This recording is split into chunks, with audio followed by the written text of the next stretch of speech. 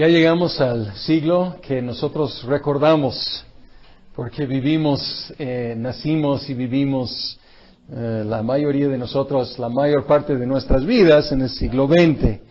Y algunos movimientos del siglo XX, el modernismo o la teología liberal, era hija de la crítica alta y tuvo malísimos efectos en las iglesias de los Estados Unidos. Empezó en Alemania, luego agarró fuerza en Inglaterra y luego cruzó el Atlántico y tomó posesión de las universidades, las escuelas de divinidades, los seminarios teológicos de los Estados Unidos. No todos, pero la mayoría. Destruyendo la confianza en la Biblia y causando una pérdida de millones de miembros de las iglesias liberales. Enfatizaban porque ya desenfatizaban y hasta negaban las doctrinas básicas del cristianismo, negaban doctrinas expresadas en el credo de los apóstoles, cosas básicas. Pero en su lugar querían predicar algo, entonces empezaban a predicar lo que se llama el evangelio social, que enfatizaba la acción social más que la evangelización. Y pueden ver que pues tiene algo de sentido. Ya perdieron muchas veces la esencia del evangelio, pero tenían una gran infraestructura.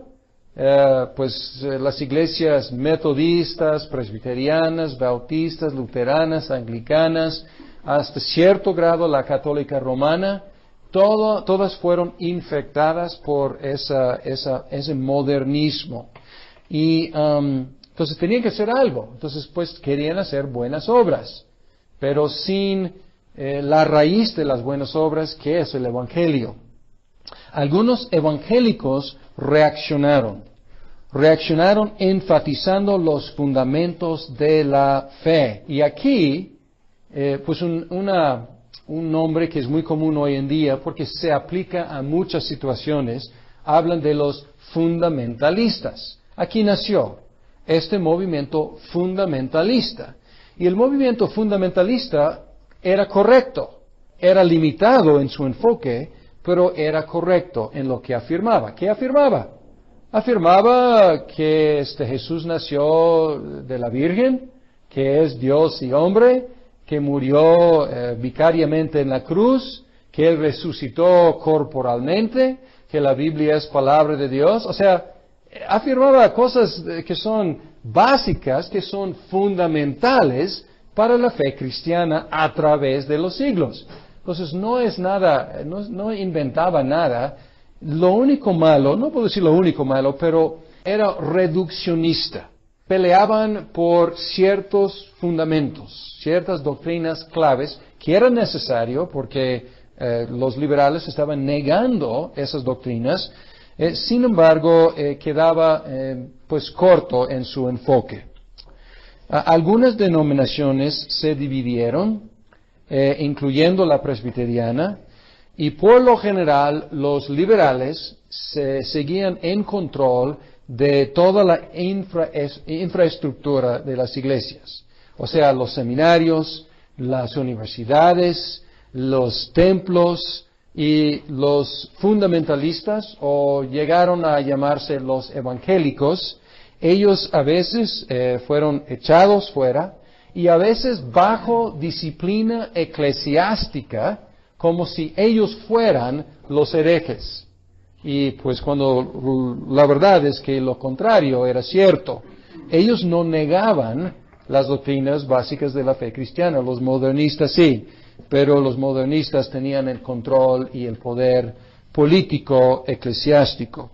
Y de ahí nacieron muchos seminarios nuevos, nacieron muchas universidades nuevas, ellos siguiendo con un alto nivel intelectual, pero defendiendo las doctrinas clásicas, históricas de la fe cristiana.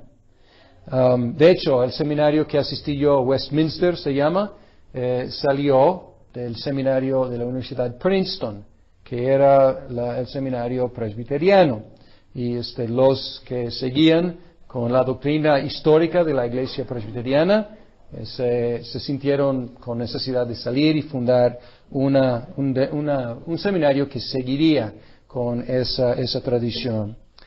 Muchos otros adoptaron, rechazaron el liberalismo, pero también rechazaron el fundamentalismo, y ellos adoptaron lo que se llama neo-ortodoxia, o sea, la nueva ortodoxia. Y el nombre más famoso asociado con la nueva o la neo-ortodoxia es Karl Barth. Hay otros también, pero Karl Barth es un punto medio. Recuperó algo de la ortodoxia. Él era un pastor reformado y él produjo un comentario sobre Romanos, y fue una bomba, porque él no se metió en la crítica alta. Él expuso el texto. Y esto era algo impresionante, porque los comentarios liberales se dedicaban a criticar el texto. Y aquí Karl Barth estaba exponiendo el texto como una base reformada. Sin embargo, no restauró plena confianza en la Biblia como palabra de Dios. Porque él decía, y la idea básica es, que la Biblia no es palabra de Dios en sí. La Biblia leída, escuchada, predicada, se hace palabra de Dios para el oyente. Entonces, pueden ver aquí, es un poco subjetivista. No es que la Biblia en sí sea la palabra de Dios, la Biblia se hace la palabra de Dios para mí. Y yo la escucho y se convierte en palabra de Dios para mí. Entonces, no restaura confianza en el texto. Sin embargo, era mejor que el liberalismo porque predicaba la Biblia, para que la Biblia se convirtiera en palabra de Dios en el momento del encuentro. ¿Nos podemos detectar algo de romanticismo aquí? O sea, la Biblia se convierte en mi encuentro personal con la Biblia. Y muchos adoptaron la neo-ortodoxia. Podemos decir que los evangélicos ganaron en esta batalla en un sentido eclesiástico, político, cultural. Podemos decir los liberales ganaron. Quedaron con el dinero, quedaron con las propiedades, quedaron con la mayoría, podemos decir. Pero podemos decir que los evangélicos ganaron contra el modernismo, porque las iglesias liberales están muriendo y han perdido literalmente millones. Y las iglesias evangélicas están creciendo, porque están predicando el evangélico histórico. Y los liberales pues han perdido un mensaje distintivo de lo que predica todo el mundo. Y es un poco confuso, porque si uno va a los Estados Unidos, puede ir a Inglaterra o también a Escocia o Alemania, y va a encontrar diferentes sabores de presbiterianos, de bautistas, de metodistas, de luteranos, etc. Y alguien va de aquí y muy inocentemente va y dice, yo soy presbiteriano, y busca en el directorio una iglesia presbiteriana y va, y no están predicando la Biblia. Y dice, ¿qué pasó? Allá hay diferentes denominaciones presbiterianas. Hay conservadoras, o hay evangélicas, y hay también liberales. Igual con las otras denominaciones. Entonces no es tan fácil con el ambiente de allá. Pero ya tenemos otra problemática. El modernismo, podemos decir que los evangélicos ganaron. Pero ahora están confrontándose con el postmodernismo. El postmodernismo es una corriente difícil de definir. Está de moda hoy en día en las universidades y rechaza el concepto de la verdad. Su énfasis está en identidad grupal y su escepticismo en cuanto a la posibilidad de comunicación. Son algunas características de ese movimiento. Entonces, es una postura crítica, es una postura negativa, principalmente, y podemos resumir así. El modernismo rechazó el cristianismo diciendo que el cristianismo no es la verdad. ¿Qué es la verdad? No sé, el marxismo u otro ismo del siglo XVIII, XIX o siglo XX. Pero el cristianismo no es verdad, por eso lo rechazamos. El postmodernismo rechaza el cristianismo porque se dice verdad y no hay verdad. Entonces, es otro ataque. Y es más, en un sentido, es más profundo, porque no solamente está atacando una versión que se dice que es la verdad, está atacando la verdad, el concepto de la verdad. Entonces, con los modernistas, los cristianos respondían diciendo, pues vamos a debatir. Tú dices que este ismo es la verdad, nosotros decimos que el evangelio es la verdad. Vamos a comparar, vamos a discutir. Pero ahora, pues el postmodernismo llega y dice, pues tacho a todos, porque todos se creen la verdad. Y vamos a rechazar a todos. Y obviamente es algo irónico aquí, ¿no? No hay verdad, excepto la declaración de que no hay verdad. Entonces, obviamente es muy irónico y muy como, es un autogol en un sentido. Sin embargo, es muy común hoy en día escuchar a los jóvenes universitarios decir, no hay verdad. No hay nada que es verdaderamente verdad. Entonces, esa es otra situación que estamos confrontando, enfrentándonos. La inmigración es un tema muy importante hoy en día. La inmigración de muchos del sur de Europa a los Estados Unidos aumentó dramáticamente el número de católicos romanos en los Estados Unidos. O sea, las inmigraciones al principio eran de quiénes? Escoceses, ingleses, holandeses, alemanes, y luego otras olas de polacos, de italianos, de griegos, y ellos llegan con el catolicismo romano o con la ortodoxia oriental. Entonces es algo nuevo para los Estados Unidos. Y ahora representan casi 25% de la población debido a dos cosas, la inmigración, y probablemente es más ahora, esta figura no es muy actualizada, con inmigración latina, o sea, de Latinoamérica, a lo mejor es más. Pero dos cosas, la inmigración que sigue y la alta natalidad de los matrimonios católicos romanos. Tienden a tener más hijos. Entonces, es el grupo religioso más grande en los Estados Unidos hoy en día. Pero si ponemos a todos los protestantes juntos, hay más protestantes que católicos romanos. Sin embargo, si hablamos de bautistas o presbiterianos o luteranos o algo así, los católicos romanos son más. Y su historia es interesante, porque su historia es como la historia de los protestantes en Latinoamérica. Empezaron principalmente en las clases humildes, pero poco a poco han ido escalando. Y obviamente han llegado a puestos muy altos. Un presidente de los Estados Unidos, pues obviamente la familia Kennedy no es de las familias humildes, pero pues han llegado los católicos romanos a tener influencia en la sociedad, aunque muchos siguen siendo pues de las clases sin muchos recursos. Pero es interesante, los protestantes aquí como subiendo y allá los católicos romanos llegando a más estatus en la sociedad. Otra cosa, la descolonización de los imperios europeos ha creado nuevas naciones independientes que hasta la fecha están luchando para definirse y lograr estabilidad.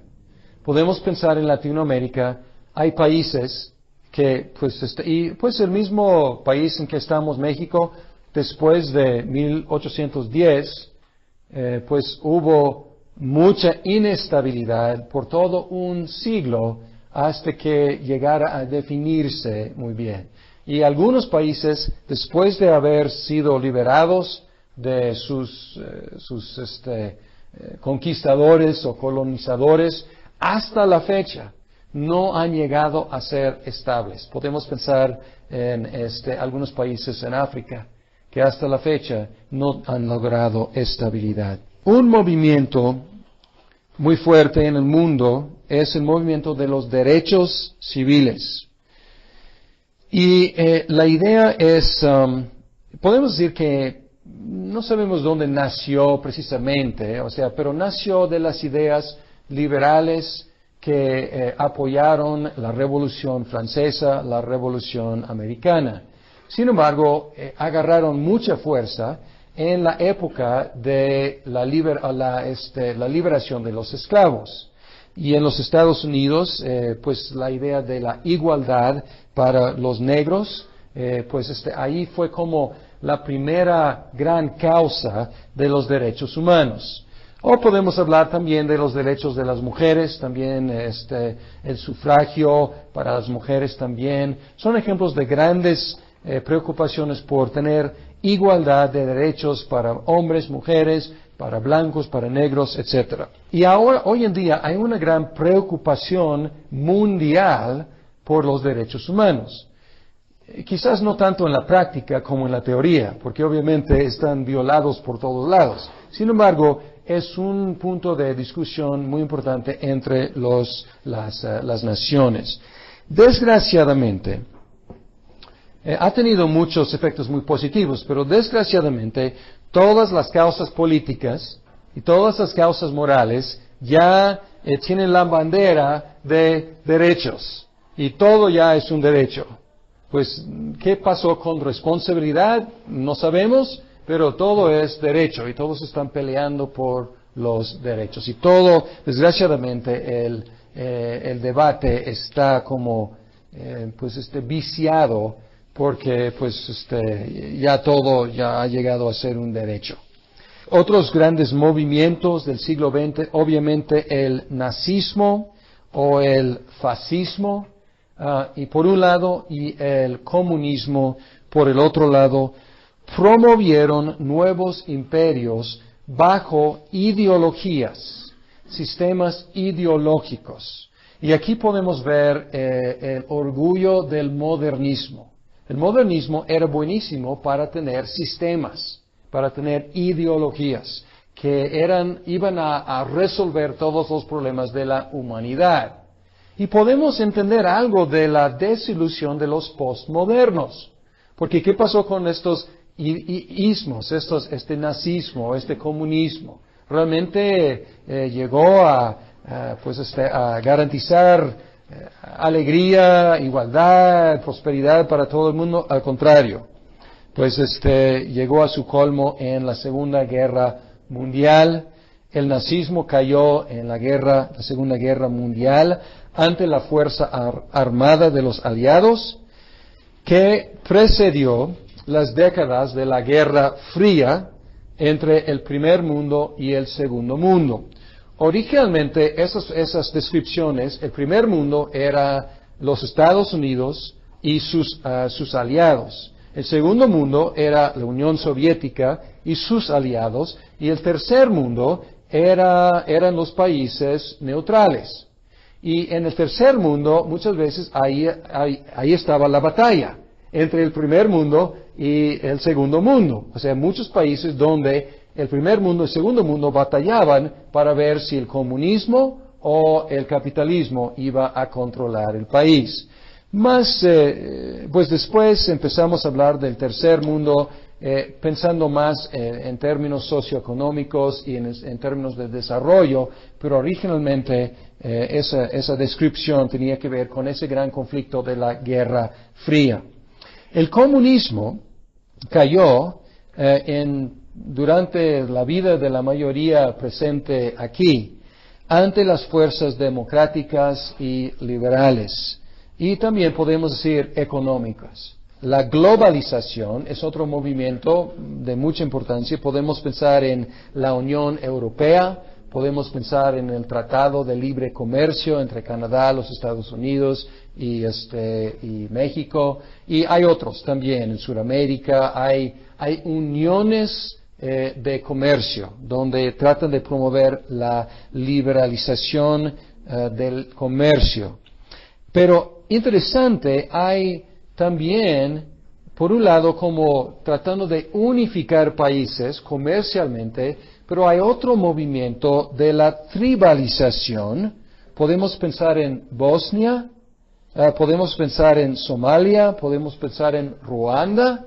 Son países, Bosnia en Europa, Somalia y Ruanda en África, donde en lugar de unificar, de repente cada tribu está identificando como enemigo de la otra tribu. Entonces, por un lado, una globalización, por el otro lado, una tribalización. Y la globalización también está produciendo una cultura mundial basada en los valores comerciales exportados por los Estados Unidos, expresados en sus películas, sus canciones, sus programas de televisión, sus productos. Pues a donde vayan, pues pueden ver a los jóvenes vestidos como jóvenes en cualquier lado, pueden ver a la gente con recursos, con las mismas marcas de cualquier lado. Entonces es una como uniformidad promovida por esta globalización. Aunque interesante, está cambiando desde el año pasado. Estamos en 2009 y ya en 2008 empezó la crisis de la bolsa de los Estados Unidos y los bancos de allá, y de repente muchos están cuestionando esos valores que durante tantas décadas todo el mundo, podemos decir, estaba consumiendo. Y ahora están pensando, este consumismo fue bueno, este apalancamiento para comprar tantos juguetes realmente fue bueno, y obviamente muchos están concluyendo que no, que hay un problema de valores ahí. Otro movimiento, y con esto terminamos el siglo XX, la radicalización de algunos países islámicos. Podemos pensar en Irán y otros, y la secularización de otros países islámicos, como Egipto o Turquía. Y aquí hay una tensión creciente dentro del mundo musulmán. Algunos más y más radicales, bélicos, y otros tratando de ser, como Turquía, tratando de ser un país europeo moderno. Entonces hay una tensión en el mundo islámico y obviamente una tensión entre el occidente y los países y los movimientos islámicos radicales que han producido un fanaticismo y pues un nivel de terrorismo que por fin pues llegó hasta tocar muy fuertemente a los Estados Unidos. Ahora, ¿cómo concluimos este curso? Pues con un vistazo hacia el futuro. Y obviamente tienes que ser un profeta, y no lo soy, para predecir el futuro, y no es la idea, pero es tratar de concluir planteando el contexto en el cual nos encontramos y pensando un poco en las oportunidades y los retos para el futuro de la iglesia cristiana. La globalización presenta oportunidades y retos. La globalización produjo una fe universal en los valores comerciales. Como en el pasado, el Evangelio puede entrar en zonas nuevas tras el comercio. Entonces, por un lado, es algo bueno. Todo el mundo quiere esos productos y hay comercialización en todos los países. Igual como en Latinoamérica, los cristianos podemos seguir estas rutas del comercio para llegar a países donde nunca podríamos haber llegado. Y al mismo tiempo, con la crisis actual, con este cuestionamiento de los valores cristianos, tenemos una oportunidad de presentar algo más sólido que no es afectado por la bolsa o por el estado financiero de los grandes bancos del mundo. Pues la globalización, y ahora algo muy nuevo en los últimos meses, el cuestionamiento global de algunos valores que habían sido tan importantes. Ahora el postmodernismo presenta oportunidades y retos. Su negación absoluta de la verdad absoluta, y quiero que escuchen la ironía ahí, presenta una dificultad para los que predican que Cristo es el camino, la verdad y la vida. Si no hay verdad, obviamente Cristo no es verdad.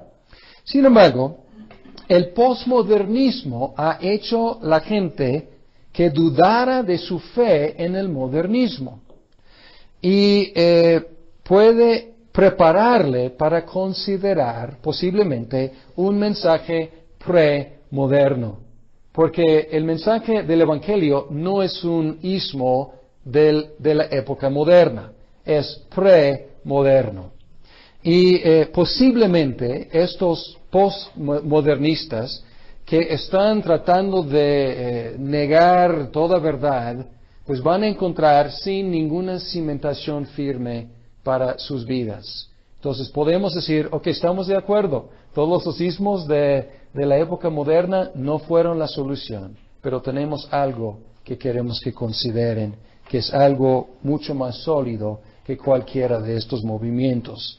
Además, el postmodernismo es principalmente negativo, es un rechazo del modernismo y de la verdad, y por lo mismo deja un gran hueco que solamente Dios puede llenar. No es una solución, es una crítica. No es una respuesta, es una queja. Entonces no puede ser una satisfacción duradera.